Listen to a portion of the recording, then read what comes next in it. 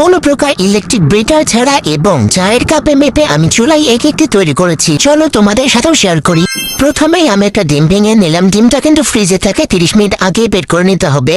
এরপর আমি 2টা কাঁটা চামচ নিলাম। কাঁটা চামচ নিয়ে কিছুক্ষণ ডিমটাকে বিট করার পরে চিনি দিয়ে দেবো। এখানে আমি একটা কাপে হাফ কাপ পরিমাণ চিনি নিয়েছিলাম। প্রথমেই আমি সম্পূর্ণ চিনিটা দেবো না, প্রথমে অর্ধেক চিনিটা দিয়ে কিছুক্ষণ বিট করে নেব। বিট করা হয়ে গেলে তারপর বাকি অর্ধেক চিনিটা দিয়ে দেবো। এরপর একই কাপের হাফ কাপ পরিমাণ তেল দিয়ে দেবো। এখানে আমি তেলটা সম্পূর্ণটা একেবারেই দিয়ে দিয়েছিলাম, চাইলে 2বারেও কিন্তু দেওয়া যায়। এরপর মিশ্রণটাকে একটু ভালোভাবে বিট করে নেব যতক্ষণ না পর্যন্ত ফোমি একটা ভাব আসছে। এ পর্যায়ে কিন্তু ফোমি ভাবটা চলে আসছে।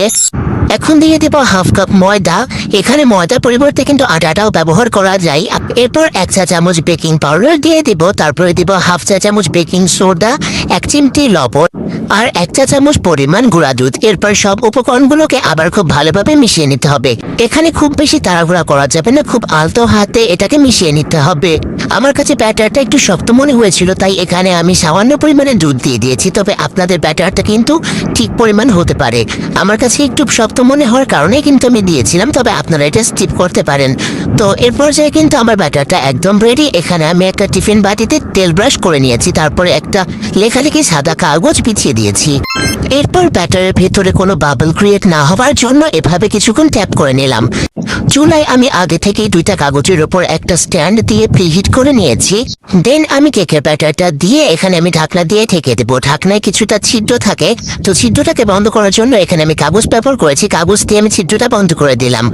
এরপর আমি কেকটা 20 থেকে 30 মিনিটের মতো বেক করেছিলাম। আপনারা যদি চান পানির ভাপেও কিন্তু বেক করা যায়। পানির ভাপে বেক করলে কেকটা কিন্তু সাদা থাকে, সফট হয়, সবই ঠিক আছে, কিন্তু সাদা থাকে। আমি একটু ব্রাউন টি টাইপের কেক চেয়েছিলাম, তাই এখানে আমি কাগজ দিয়ে বেক করেছি। তবে কেকটা মাশাআল্লাহ অনেক সুন্দর হয়েছে, আপনারা হয়তো দেখে বুঝতে পারছেন। আর আমার কেকটা যদি ভালো লাগে অবশ্যই একটা লাইক দেবেন। এই ভিডিওটা ছিল এ পর্যন্তই, আজকের মতো এখানে বিদায়। আল্লাহ হাফেজ।